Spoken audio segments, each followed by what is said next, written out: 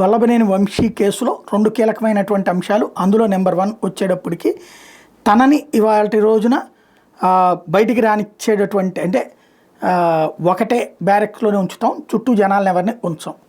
ఇది ఒక ఆస్పెక్ట్, అది నిన్నే మాట్లాడుకున్నాం. అయితే వంశీని అక్కడ అవమానించారు, హింసించారు, వేధించారు పోలీస్ స్టేషన్లో. కాబట్టి అక్కడ ఉన్నటువంటి విజయవాడ పటమట పోలీస్ స్టేషన్లో అప్పుడు అతను విచారించే సందర్భంలో ఉన్నటువంటి వీడియో, ముందు రోజులది తర్వాత రోజులది కూడా సీసీటీవీ ఫుటేజ్ని అంతా కూడా భద్రం చేయమని చెప్పేసి వాళ్ళ ఆవిడ వేసిన పిటిషన్ నేపథ్యంలో దానికి అనుగుణంగా ఆదేశాలు ఇచ్చేందుకు హైకోర్టు ఆదేశించింది. తన భర్త అరెస్ట్ అక్రమం నిరూపించేందుకు ఆధారమైన Vijayawada Patamata police station CCTV ఫుటేజ్ని భద్రపరిచేలా పోలీసులు ఆదేశించాలని కోరుతూ వంశీ సతీమణి పంకజశ్రీ హైకోర్టులో వేసిన పిటిషన్ నేపథ్యంలో సోమవారం మరోసారి విచారణకు వచ్చిన నేపథ్యంలో పిటిషన్ తరపున ప్రభుత్వ ప్రత్యేక న్యాయవాది పిటిషనర్ తరపున న్యాయవాది ప్రభుత్వ ప్రత్యేక న్యాయవాది యతీంద్ర దేవులు వాదనలు వినిపించారు. ఫైనల్గా వంశీ మీద నమోదైన కేసులో 10వ తారీఖు నుంచి 15వ తారీఖు దాకా స్టేషన్ లోపల ఆవరణలో ఉన్న సీసీటీవీ ఫుటేజ్ని భద్రపరచమని ఆదేశించారు.